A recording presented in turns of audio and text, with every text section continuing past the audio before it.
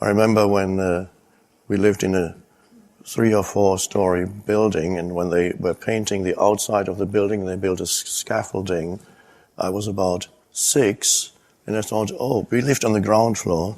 So, well, as long as there's a scaffolding, I have no problem. Whenever I want to commit suicide, I can just climb up and jump down. So I'll be okay as long as the scaffolding is there. That's my way out. That shows the degree of unhappiness. And then at 29, it became more and more acute.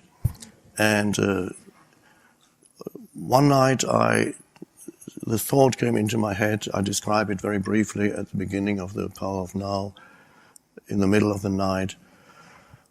I can't live with myself any longer. There was such intense unhappiness, and the depression, it was just too much to take. At that moment, an inner separation happened. I couldn't have explained exactly at that time, but retrospectively I can explain now what happened because I understand it. I didn't then. An inner separation happened between the unhappy self and a deeper sense of I or beingness, which I now call consciousness itself. So I had been identified throughout my life with an unhappy mind-made entity consisting of self-images and ideas and self-talk in the mind. It's the self-talk that most people are familiar with, but in my case it was particularly destructive and unpleasant.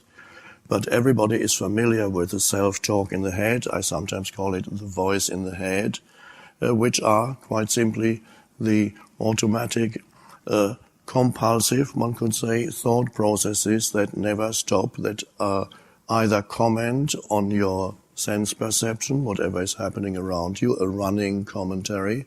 You might recognize that. It might be familiar to you.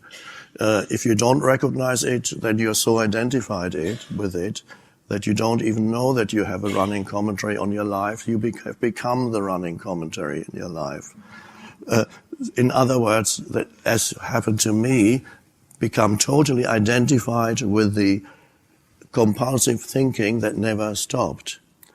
That voice in the head that, in my case, was predominantly negative. And so the emotions that then I felt continuously were the reflection of the predominantly negative self-talk about myself, about other people, about the situation I found myself in. There was ample justification for negative self-talk because I was struggling, I didn't have enough money, I was trying to prove myself, working too hard, had problems with, couldn't find a girlfriend, was too shy, all kinds of twisted up inside.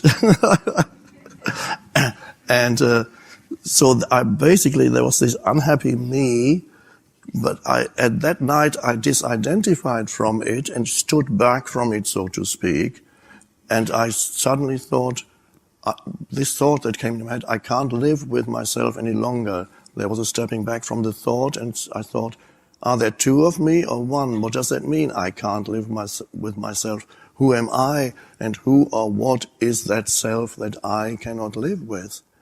Then that thought brought about the separation, and then there was an I, and then this unhappy me was somehow recognized as not real.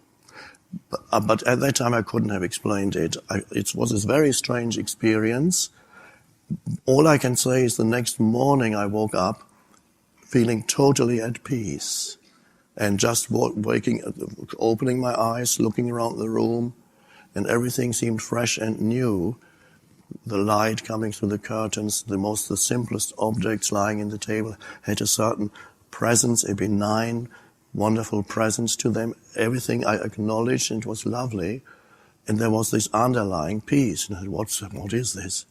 And then I was living in London at the time. I got on a bus, even going through central London on a bus. Everything seemed so all the people running around the city, everything was so peaceful. I said, this is so strange. And then I bought a notebook and I started a diary, and I started with this first entry was, I don't know what happened to me, but it's something weird. I just have to write this down in case I lose it again. But somehow it stayed with me. It didn't, the intensity had variations in it of the piece, but basically there was always, since then, always some piece in the background of my life. So that was a shift in consciousness. And much later, when I started to investigate other spiritual traditions, Buddhism and mystical Christianity, Gnosticism, Sufism, Zen Buddhism, also the great Hindu teachers, gradually I began to understand that what happened to me, they call awakening or spiritual awakening. And so the understanding wasn't there. There was just the experience of it at first.